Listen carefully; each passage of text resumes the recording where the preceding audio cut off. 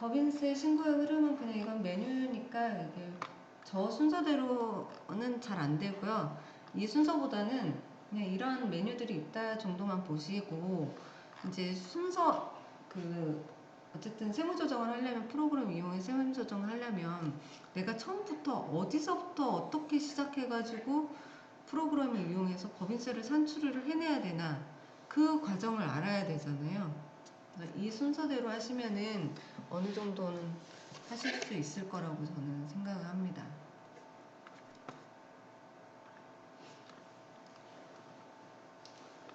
그래서 법인세 신고의 기본인 세무조정은 당기 순손익부터 시작합니다. 손익계산서에 당기 순손익이 있어요. 근데 우리가 그 세무조정을, 지금 이 데이터는 세무조정이 완료된 데이터인데, 이렇게 있다 그러면 여기 법인세 등이 지금 없다 생각하시면 여기 있는 금액이 요 금액이랑 이렇게, 지금 법인세 등이 없잖아요. 그러니까 요 금액이 이 금액으로 딱 떨어지죠. 그래서 이 당기 순손익이 이제 기초가 되는 금액이에요.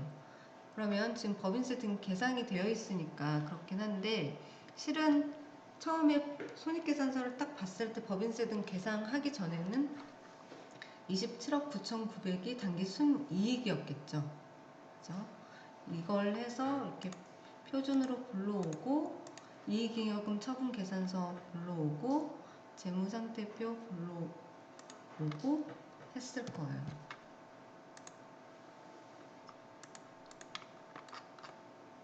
이제 밑에 나오는데, 그러면 그 당기 순손익부터 손익계산서에 있는 법인세 등을 계산하기 전에 그 당기 순손익부터 이제 시작을 하는데, 그 당기 순손익에서 당기 순손실일 수도 있고 당기 순이익일 수도 있잖아요. 그래서 두 가지 다 한꺼번에 표현한 게 당기 순손익이니까, 거기서부터 시작을 하게 되면 세무조정을 통해서 입금산입, 송금불산입, 입금불산입, 송금산입을 해서 세무조정 결과를 이제 반영을 합니다. 그러면 거기에 이제 2월 결손금이 있다 그러면 2월 결손금까지 같이 반영을 해서 과세표준이 나와요. 우리는 항상 과세표준을 생각을 해야 돼요. 법인세, 소득세 이런 게 있으면 세율이 있잖아요. 세율을 적용하기 위한 윗단계 과세표준이 나와야지 그 다음에 세율을 적용을 할 수 있거든요. 그러면 과세표준에다 세율 적용을 하면 산출세액이 나옵니다. 이 산출세액이 납부할 세액은 아니에요. 왜냐면 감면도 있고 세액 공제도 있고 그렇기 때문에 이런 것까지 다 반영을 해서, 그 다음에 또 기존에 8월 달에 법인세 중간예납 신고했어요. 그때 중간예납할 때 납부한 중간예납 세액이 있으면 그건 기납부 세액이니까 공제를 해줘야 되는 부분이 있거든요. 근데 8월에 중간예납할 때 기납부한 세액은 현재 장부상에는 선납세금으로 기장을 할 거예요.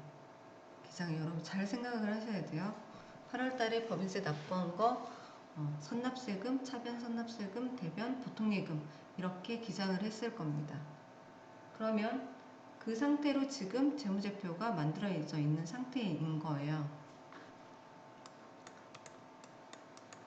그래서 기납부 세액까지 이제 차감을 한 다음에, 그다음에 이번에 3월 달에 3월 말까지 납부할 세액을 이제 산출해 냅니다. 근데 세무조정을 할 때 당기 순손익에는 법인세 등이 당연히 반영이 안 돼 있어요. 법인세를 산출해 내기 위해서 세무조정을 하고 있잖아요. 그러니까 당연히 법인세 등이 반영이 안 되어 있겠죠. 뭐 물론 이제 반영이 되어 있을 수도 있어요.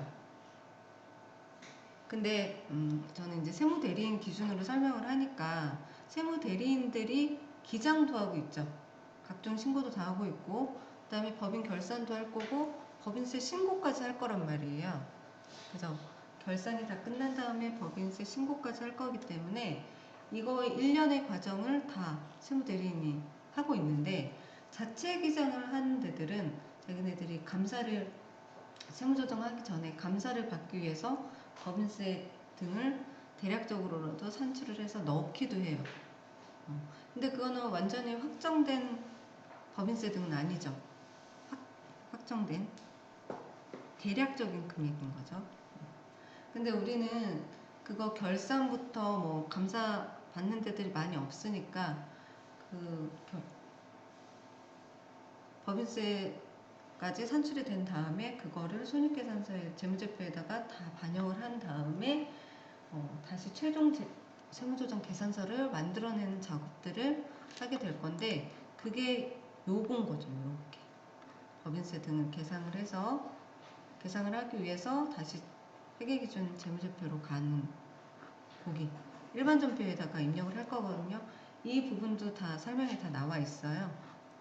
앞으로 이제 설명을 해갈 건데 그래서 이 표를 좀 왜 이렇게 되어 있는지 보시면은 약간 한 번 정도의 도돌이표 정도는 될 거라고 봐요.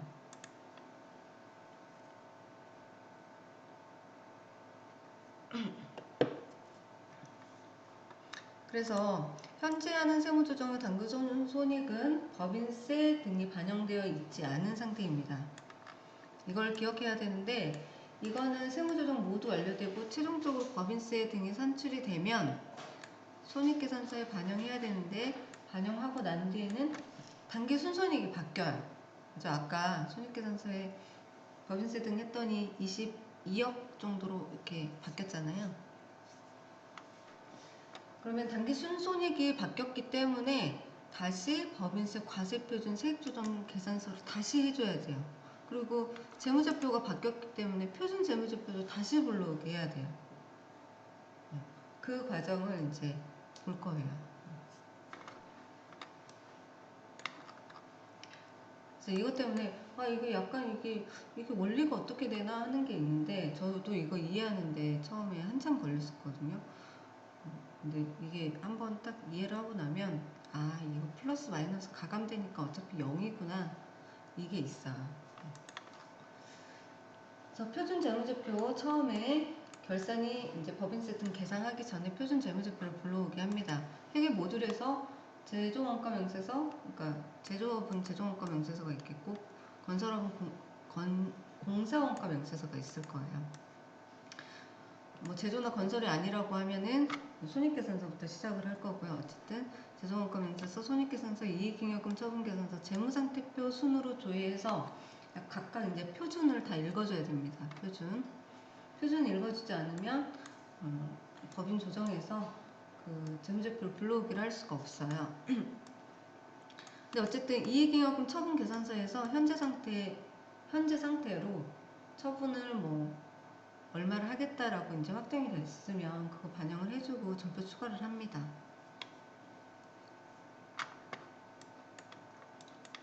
그래서 이익잉여금 처분 계산서에서 전표 추가를 했는데 재무상태표에 어떠한 차익도 뜨지 않으면 잘 된 거예요.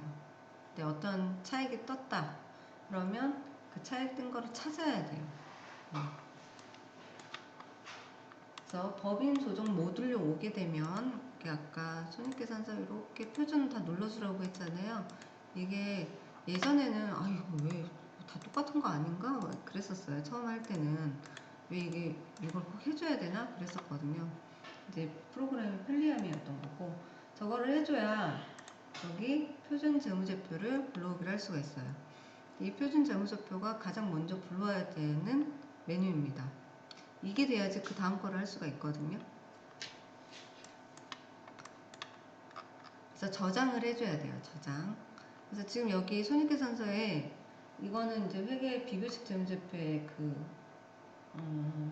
매출하고 당기순이익만 표시를 해놓은 거예요. 아까 프로그램상에는 법인세 등이 있었기 때문에 보기가 그랬는데 이 숫자가 27억 9,900 이 금액을 잘 기억을 해야 되는 거죠. 이게 이제 시작되는 세무조정 시작되는 기초가액이라고 보시면 되겠어요. 그 다음에 이제 수익금액 조정 명세서를 작성을 해야 됩니다. 이건 이제 여기 매출의 종류가 되게 다양해서 그러는데 대부분 회사들이 이렇게 매출이 다양하지는 않고 요새는 근데 멀티하는 회사들도 많이 있어요. 온라인 매출하는 데들이 온라인 매출뿐만 아니라 제조 매출도 이제 사업이 확장되다 보면 제조 매출도 있고 수수료 매출도 있고 다양하게 있을 수 있거든요. 그리고 그런 데 돈 많은 데들은 부동산 임대 매출도 있습니다. 그래서 법인은 개인 사업자 같은 경우는 사업장별로 재무제표가 나오는 반면에 법인은 지점이 있어도 재무제표는 하나로만 되기 때문에 모든 수익 금액이 세무조정 계산서 하나로 나와가지고 여기에 다 들어가야 돼요. 그죠?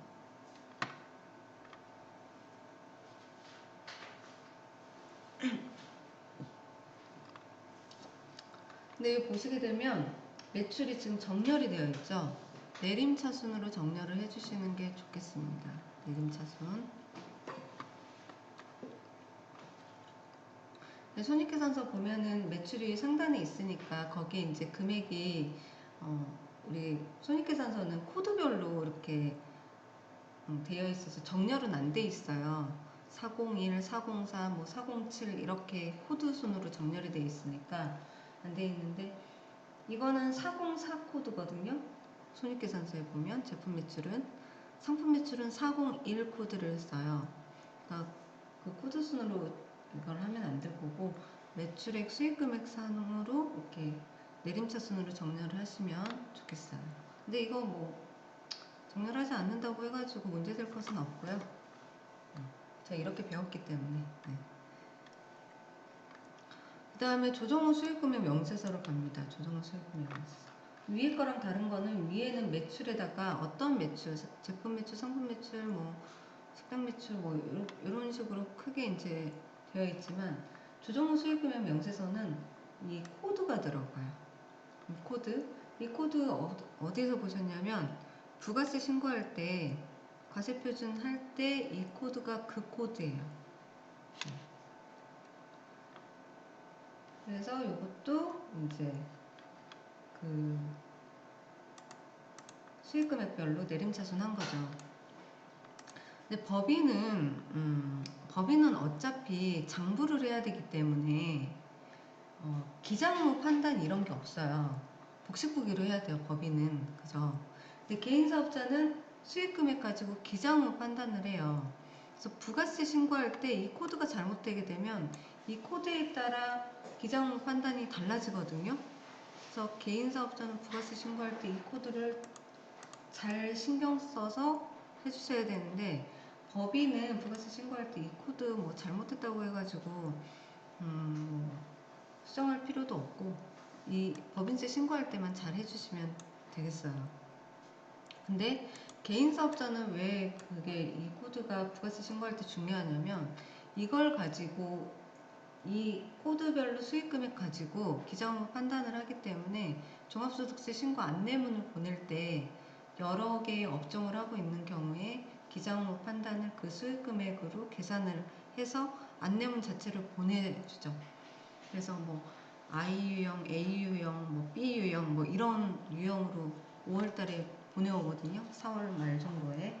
그래서 그때 이제 개인 사업자는 그것 때문에 기장 판단 때문에 부가세 신고할 때 이 코드가 참 중요한데 법인은 그렇게 중요하진 않지만 또 그렇다고 막 할 수는 없고. 근데 기장 판단 요건은 아니기 때문에 무조건 기장을 해줘야 되는 거라서 법인은 법인세 신고할 때 요것만 잘 해주시면 되겠죠. 그리고 이것도 이제 보게 되면 수익 금액이 있고 왜 이거를 국내 생산품, 수입 상품, 수출 막 이렇게 나눠놨는데 이거를 꼭 구분해야 되나? 할 수 있잖아요. 이게 왜냐면 내가 수기로 해줘야 돼요. 이게 뭐 불러오기 한다고 해가지고 얘가 이렇게 막 들어가진 않고 여기 앞부분에 금액은 들어갈 건데 이게 이 매출이 수출 매출이면 수출로 이렇게 영세율 매출이 있으면 수출이 있겠죠. 이렇게 이제 약간 분류를 해주면 좋은 게 이걸 가지고 통계 자료로 쓰는 것 같아요. 우리 그 산업 전반에 대해서. 그리고 여기 국내산 상품, 수입 상품이 있는데 이거는 수입해서 매출을 일으킨 거냐 아니면 그 국내 사업자한테 매입을 해가지고 매출을 일으킨 거냐 이 표시이기 때문에 이것도 구분할 수 있으면 좋겠고, 구분하지 않는다고 해서 페널티는 없었어요. 이거 가지고 수익 금액 전체 금액만 좀 맞으면 되겠다. 근데 이왕이면 맞춰주는 게 좀 좋겠죠. 구분을 해놓는 의미가 있으니까, 있을 거니까요. 그리고 이 부분은 어쨌든 이 코드가 이제 되어 있고, 이 코드에 따라서 어떤 매출이 있는지, 정확히 뭘 파는지를 이 코드 가지고 구분을 하는 거기 때문에 이거는 약간 상세적인 매출 부분이라고 보시면 되겠고, 그 다음에 이거는 손익계산서에 있는 매출액이잖아요. 요거는 손익계산서에 있는 매출액이거든요, 이 부분.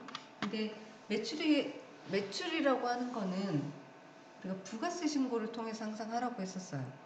매출이 누락되면 부가세 수정 신고를 해야 된다 그랬죠. 그래서 손익계산서에 있는 이 금액과 부가세 신고할 때 이 금액은 같아줘야 된다. 근데 뭐 물론 이것도 불러오기는 됩니다. 이렇게 어디 있을까요? 상세보기 누르면 이렇게 부가세 신고서가 다 보여요.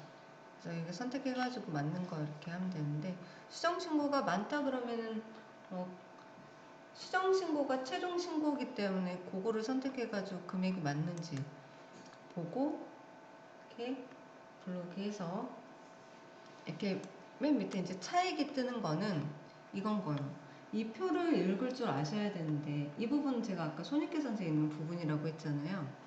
근데 이 부분은 부가가치세 신고를 이제 법인이니까 4번 했을 거잖아요. 4번 한 거에 총 금액이라고 보시면 돼요. 총 금액. 근데 거기에는 이제 면세 수익 금액도 한꺼번에 다 제출이 되죠. 면세 수익 금액도 어쨌든 손익계산서에는 매출로 인식이 되고 있어요. 수익 금액으로. 근데 여기 차액이 이렇게 딱 뜨는 거는 뭔가 고정자산 같은 거를 매각한 거예요. 실질적으로 손익계산서에 반영되는 매출이 아닌 거를, 어쨌든 법인이나 개인 사업자나 어쨌든 재화를 뭐 공급을 했다 그러면은 세금계산서를 발급하게끔 되어 있기 때문에 차를 매각한 거, 회사에서 쓰던 차를 매각하는 경우 많죠.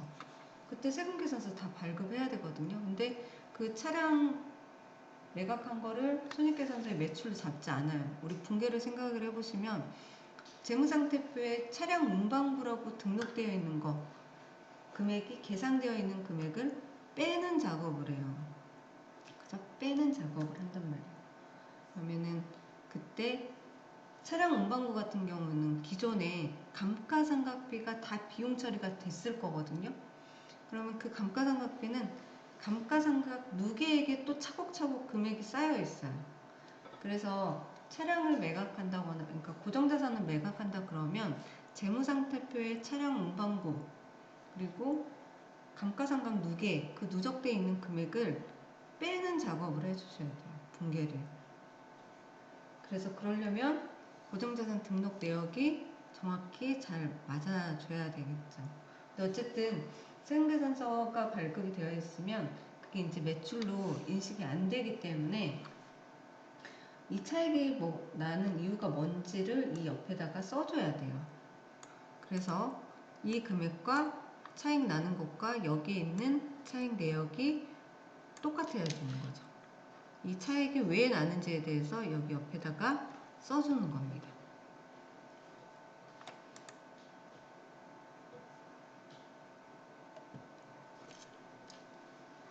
그리고 간지임대료가 또 많이 있을 거예요. 간지임대료. 간지임대료는 부가가치세 신고할 때 간지임대료를 하게 되죠. 근데 우리 이거 건별로 해서 매출로 다 신고를 하게 돼요. 그죠? 그러면은 간주임대료는 부가가치세를 납부하기 위해서 매출로 신고를 했는데 실은 이거를 임차인한테 받은 금액은 아니거든요. 그래서 이거를 수익으로 계상하지 않고 납부한 부가세만 세금과 공가 처리를 할 거거든요. 근데 이건 어쨌든 공급가액이에요. 그래서 너가 부가세 신고할 때 매출이라고 어쨌든 신고한 게 84억 8천, 아니 9,800인데 1,100만 원 사이가 뭐가 나는지 여기 한 거고, 그 중에 1,000만 원이 차량 매각에 대한 거고, 그다음에 22만 원이 간주 임대료다 라는 걸 표시해 주는 겁니다.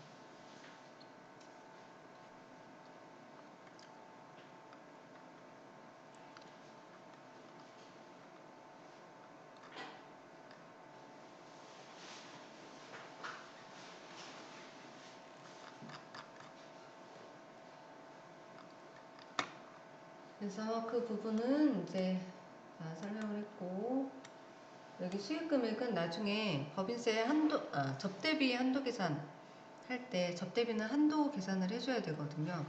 손익계산서에 접대비를 1억을 썼어요. 근데 이거를 다 인정해주진 않고, 우리 중소기업은 기본 금액이 2,400만 원이죠. 그리고 매출액에 일정 비율을 적용을 해서 한도를 계산을 하는데, 그 금액이 그 회사는 한도가 다 해서 3천이다. 그러면 7천만 원 송금 불산입해줘야 되는 그러한 그 기준 금액이 돼요. 이 금액은.